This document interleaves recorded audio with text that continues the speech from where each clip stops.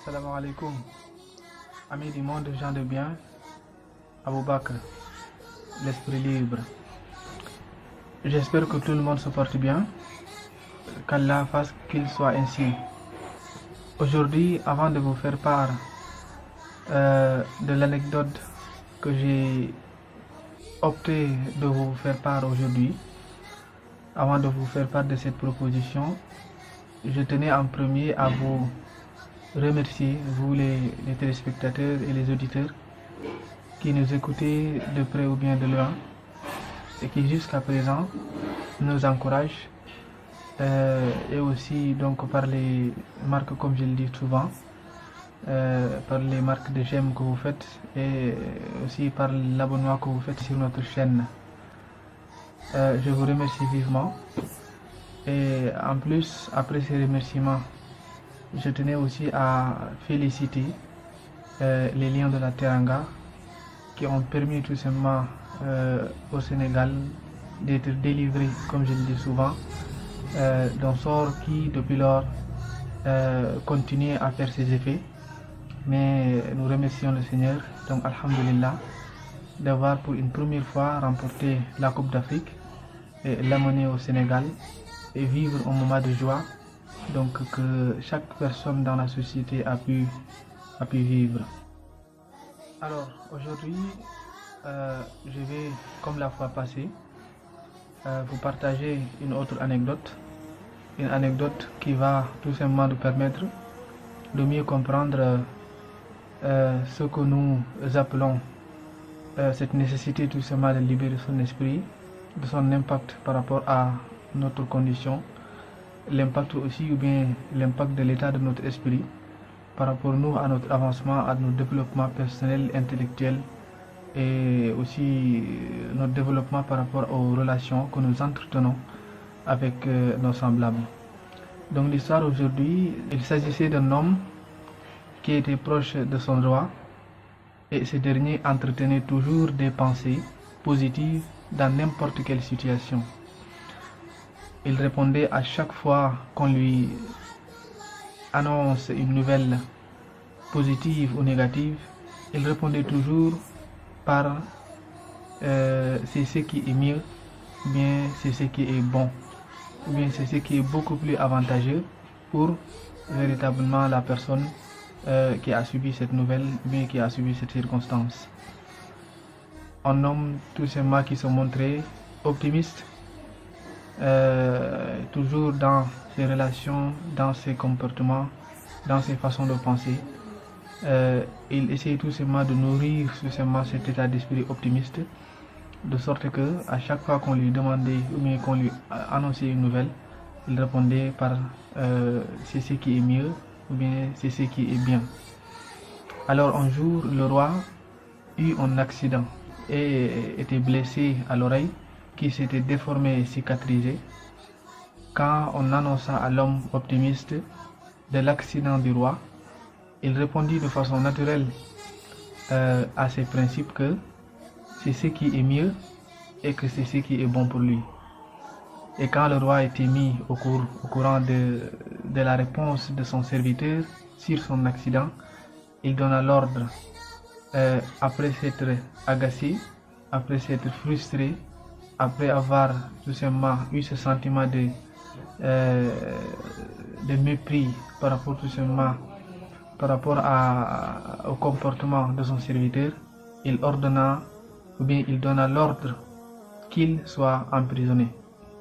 On demanda de nouveau à l'optimiste, à cet homme qui était optimiste, sa façon ou bien sa pensée sur sa situation actuelle en tant que détenu.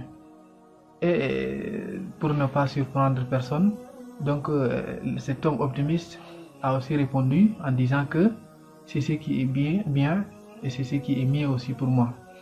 Donc il faut dire déjà que personne ne pouvait comprendre cette façon de penser de sa part. Certains avaient fini par le considérer comme un fou qui ne mesurait pas les conséquences de ses propos agaçants et à l'égard du roi qui ont causé véritablement son emprisonnement. Et encore un jour, donc le roi part en chasse avec quelques gardes. Donc ils tombèrent sur l'embuscade d'un groupe cannibale impitoyable. Ces derniers prirent tous les hommes du roi, sauf le roi lui-même. Mais pourquoi ce groupe cannibale impitoyable a pu prendre l'ensemble des hommes qui étaient avec le roi, mais en écartant véritablement de prendre le roi lui-même? Qu'est-ce qui était le problème véritablement? Ou bien qu'est-ce qui justifiait ce comportement? Ou bien qu'est-ce qui justifiait ce comportement de ces cannibales? Et donc la justification c'était que il montrait une infirmité sur son corps, c'est-à-dire que le roi avait une certaine défaillance par rapport à un organe qui était tout simplement sur son corps. Et vous devinez ce qu'était cette infirmité? C'était en effet l'oreille qui était déformée suite à son accident. Et suite à cet accident, quand on se souvient très bien, le serviteur avait dit que c'est ce qui est bien et c'est ce qui est mieux pour le roi. Mais le roi ne comprenait pas cela, donc il a agi en l'emprisonnant, comme si le serviteur avait le souhait qu'un malheur tout simplement arrive au roi. Mais le roi ne comprenait pas cela. Et devinez ce qui s'est passé après que les hommes cannibales eurent constaté l'infirmité de cet homme. Ils ont ordonné véritablement de libérer ce roi parce qu'il était infirme et aussi qu'il ne répondait pas aux règles tout simplement du sacrifice humain. Parce que ces hommes cannibales, il faut le dire, ils avaient tout simplement des normes, même si c'était des normes très drastiques. Donc ils faisaient souvent des sacrifices humains, ils tuaient des hommes, ils les mangeaient. Mais les hommes devaient présenter ou bien ne devaient présenter aucune infirmité sur leur corps, alors que le roi donc avait une infirmité parce que son oreille était déformée et cicatrisée suite à cet accident qu'il a subi. Donc et le roi, quand il rentre sain et sauf, il demanda qu'on sorte de prison son serviteur optimiste, car il venait de comprendre son état d'esprit et sa façon de penser. Vous voyez, il venait de comprendre son état d'esprit et sa façon de penser. Et l'homme optimiste bénéficia encore plus de considération auprès du roi. Tout simplement pour dire que nous ne sommes pas nos pensées, mais nos pensées agissent sur notre comportement et notre situation. Alors, c'est comme ça qu'a pris fin cette petite histoire, cette petite anecdote. Mais qu'est-ce qu'il faudrait apprendre de cette anecdote? Tout simplement d'être toujours optimiste face aux situations qui viennent à nous et qui ne sont véritablement pas forcément, donc de façon directe, une cause ou bien notre décision ou bien notre volonté, tout simplement que ces situations viennent s'abattre sur nous. Il y a des circonstances qui sont difficiles, il y a aussi des circonstances qui peuvent venir tout simplement et apporter quelque chose de positif à nous. Et à chaque fois, nous devons considérer l'ensemble de ces moments dans le côté le plus positif et faire tout simplement une analyse qui ne s'écarte pas tout simplement du cadre optimiste.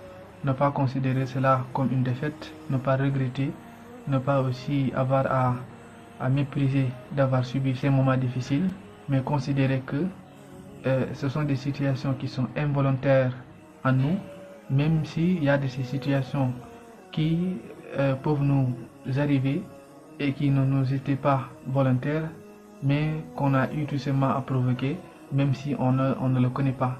C'est ce qu'on appelle des circonstances qui s'abattent sur nous et qui ont été causées par un comportement inconscient par rapport à nos décisions ou bien par rapport à certaines humeurs que nous pouvons tout simplement animer en nous. Alors le message que je voudrais tout simplement passer, c'est toujours de rester optimiste, éviter toujours d'avoir un esprit pessimiste, parce que quand on est optimiste, on a toujours tout simplement cet esprit qui est libre, qui permet tout simplement d'analyser les circonstances et de voir les meilleurs côtés ou bien le bon côté de la chose pour pouvoir avancer et ne pas se faire tout simplement des limites de notre avancement. Alors que quand on est pessimiste, ça nous coupe toute forme d'initiative pour qu'on puisse tout simplement proposer des solutions pour pouvoir sortir de ces difficultés, si ce sont véritablement des difficultés qui viennent à nous et qui ne sont pas véritablement provoquées par notre décision de façon consciente, mais de sortir aussi de certaines circonstances négatives qui ont été causées par nos décisions qu'on a eu à prendre de façon inconsciente. Encore mes remerciements à tous ceux qui ont suivi cette vidéo.